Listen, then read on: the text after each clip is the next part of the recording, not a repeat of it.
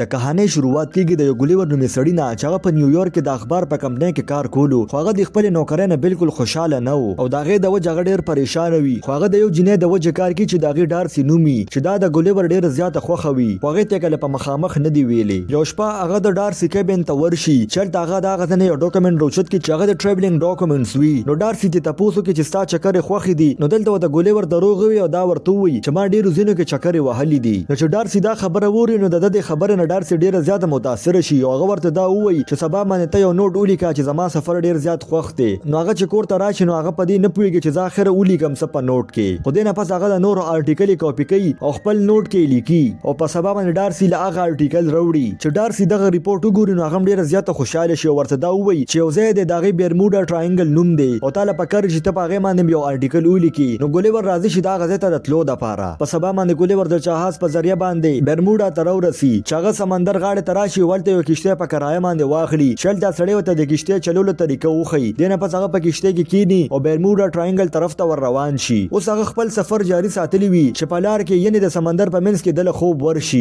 او د ګلیور کشتۍ د سمندر په طوفان کې ګیره شي. اوس لږ وخت پس هغه چې راپاسي نو سمندر غاړې ته پروت وي چې هغه وګوري چې د هغه په سینه باندې ډېر واړه واړه خلک ولاړ دي یعنې دی اوس د بوناګانو دنیا ته راورسېدو چې دې ټولو د هغه د پاسه یو پول هم جوړ کړی وي او د ده په سینه باندې چې کوم سړی ولاړ دی هغه د دې بوناګانو جنرل وي. خو دلته اوس ګلیور د راپاسېدو کوشش کوي چې هغه ټول پړي وشلي خو دې که ورته دا خلک بیا پړي ور واچوي چې هغه لاندې راخطا کړي او ویې تړي او دغه بوناګان ګلیور خپل بادشاه له بوځي چې ګلیور دوی د بادشاه مخې ته راولي او دراصل د دې ښار لیلی پورټ نوم و او دې خلکو دا منل چې ګلیور زموږ دپاره یو ډېره غټه خطره ده. حالانکه ګلیور بادشاه ته دا ویل غوښتل چې زه ستاسو لپاره خطره نه یم او زه تاسو ته څه نقصان در رسولو والا هم نه یم خو د ده په خبرو باندې چا یقین نه کو او دې نه پس هغه په یو ګوفه کې قید کړي. خو هلته ګلیور وګوري چې هغه سره یو بل قسم قید دی او د هغه هوریشیو نوم دی خو هغه هم یو بونا دی. نو دلته د ګلیور دا تپوس وکړي چې تی په کوم جرم کې قید کړي. نو دلته ورته دا هوریشیو وایي چې زما د دې بادشاه لور خوښه ده خو د هغې واده د دې ملک جنرل سره کېدو والا دی او د دې خبرې باره کې هغه جنرل ته پته ولګېده چې هغه ډېر زیات غصه شو او د هغې د وجې زه ګرفتار کړم.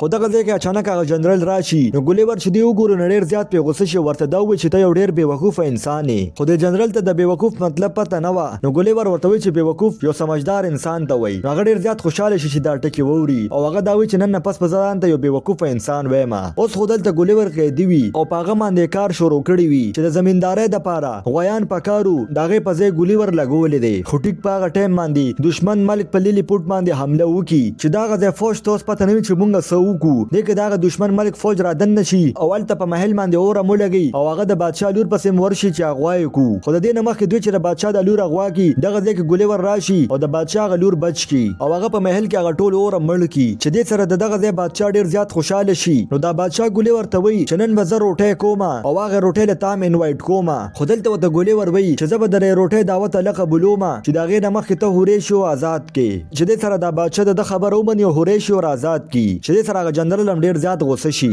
اوس شپه شو ګلیور د بادشاه دعوت له راشي چې هلته ټول ډېر زیات د ده عزت وکړي ولې چې ده د دشمن ملک نه دوی بچ کړل. نو دلته دې دا بادشاه تپوس وکړي چې ته را کوم ځای نو ګلیور ورته وایي چې زه د نیویارک یم. نو دلته دوی ته دا لګېدو چې دا د نیویارک وزیر اعظم دی او هغه ورته دروغ وایي چې بالکل زه وزیر اعظم یم دغه ځای او هلته ما ډېر کارونه وکړل. خو رښتیا دا دی چې دوی په نیویارک کې د اخبار په کمپنۍ کې کار کوي چې د هغې نه دی بالکل خوشحاله نه دی. خو دلته ګلیور د دوی په نظر کې یو هیرو دی د دې د وجې ده ورته غټې غټې ویشتل شروع کړل او دا بادشاه د ده نه ډېر زیات خوشحاله شي د دې د وجې ده له ځان له یو خپل محل جوړ کړي چې هغې کې ده ته د سهولت هر یو سامان پروت وي او هغې ورته دا وایي چې موږ به زر ستا هغه کشتۍ را پیدا کړو. او اوس د ګلیور او د هوریشیو په منځ کې ملګرتیا نور هم پخه شوه او ګلیور ته دا هم پته وي چې د هوریشیو د بادشاه لور خوښه ده نو هغو ته طریقې ښیي چې هغه به څنګه امپرس کوي او بل خوا چې کومه جینۍ ډارسي د ده خوښه ده هغې مخکې دې خبرې هم نشي کولی. خو دلته اوس هوریشیو ته هم دا یقین و چې ګلیور ما ته څه وایي هغه بالکل صحیح وي ولې چې دی دلته اوس ټولو خلکو یو وزیر اعظم ګڼو او د هغه په نظر کې وزیر اعظم سړی خو بېوقوفه نشي کېدی. نو دلته ورته ګلیور بېوقوفې خبرې کوي چې کومې خبر ده کولې هوریشیو به هغه د بادشاه لور ته کولې چې دلته د حیرانۍ خبره دا وه چې هغه د بادشاه لور د ده نه امپرس هم شي.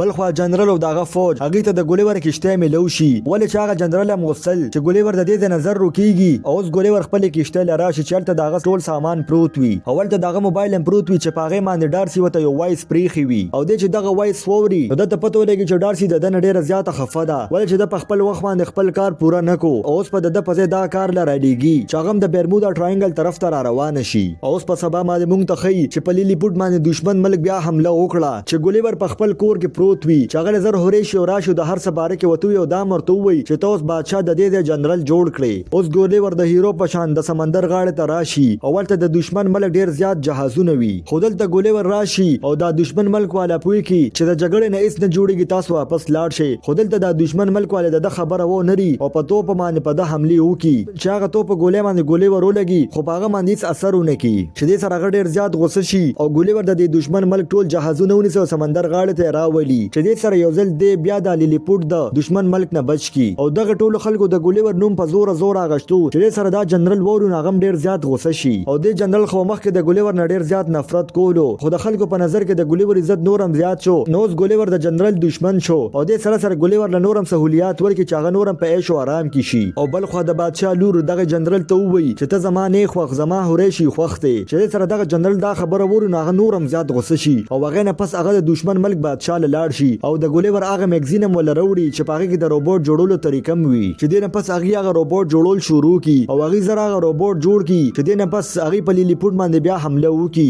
او خاص کر په ګولیور باندې حمله وکي او هغه ونیسي او دا ورته و چې دې ټوله ته رښتیا خبرو کا چې ته یې سوګو. دلته ګولیور مجبورن دې ټوله ته وای چې زه د نیویارک وزیر اعظم نه بلکې د اخبار په کمپنۍ کې کار کوم او دینه پس هغه جنرال ګولیور وتړي او داسې جزیره طرف ته بوزي چلته راتلو چا همت نه کولو. او چې ګولیور ځان د سمندر غاړه کې وویني نو هغه ډیر زیات خوشاله شي چې خپل دنیا ته راغلم او هغه مخکې روان شي چې لږ وخت پس یو ډیر غټ ګلاس هغه د پاسه راشي او ګولیور به هوش شي هغه چې په هوش کې راشي هغه خپل ځان وګوري چې هغه د خزو کپړې چولې دي. نو دې چې د کور نه بهر روزي نو هغه کور د بل سنه بلکې د ګوډیانو کورو ولې چې دې یو داسې ځای ته ورسېدو چې د دنم غټ خلک دي ان دې مخکې د بوناګانو په ځای کې اوس دې په خپل بونا شو. خو لږ وخت پس ورپسې هیرو شي هغه ورته دا وایي چې څنګه ته زمونږ ځای ته راغلی دغه سه ډارسي مراغله چې هغه جنرال هغه قید کړه او هغه سره د لیلیپوټ بادشاه قید کو او واحد صرف اوس ته چې هغه دوانه بچ کول شي. اوس ګولیور دا غدنه پس چل هروشي سره ځان رو باسي او هغه لیلیپوټ خار ته بیا راشي چل ته اوس دغه مقابله به روبوټ سری وي چې د روبوټ او د ګولیور په منځ کې ډېر زبردست مقابله شروع شي. خو هغه روبوټ ډېر زیات پاورفولي ول چې د ډېر سامان د الکترونیکس وي د دې د وجه دا روبوټ په ګولیور باندې زورور وي. خو دې کې اچانک هروشي د روبوټ ته دنه ورشي او دا غزنه ستارونه وشلي چې دې سره دا روبوټ کار پری دی او د دې موقع نه فائدہ واخلي. نو ګولیور په دې روبوټ باندې حمله وکي او هغه روبوټ رو ورزيږي چې د دې مطلب دا چې ګولیور جنگ وګټل او دغه ځای خلک واپس بچ کړل او هغه بادشاه مر آزاد شي او دنه پس هغه بادشاه دا فیصله وکړي چې زه به د خپل لور واده هروشي سره کوم اول چې هغه ډېر بهادرۍ سره دغه روبوټ مقابله وکړه. خو دلته اچانک هغه جنرال د بادشاه په لور باندې حمله وکړي خو د بادشاه لور هم تکړه وي هغه دل یو څوک ورکی او هغه جنرال رو ورزيږي. دنه پس مونږ ته ډارسي ګولیور خي چې هغه دوی ته الوداع وي او دا غزنه روان شو چې لږ وخت پس هغه خپل ځای ته رسیدل یعنی خپل دنیا ته رسیدل. دنه پس ګولیور د ډارسي کیبن تراشي او هغه ته په مخامخ ټول خبرو کې چې ته زما خوخه او دې سره دا کہانی ختم شو. ګوستاسو دا کہانی خوښ شوی نو دا ویډیو در سره لایک کړئ او چینل در سره سبسکرایب کړئ.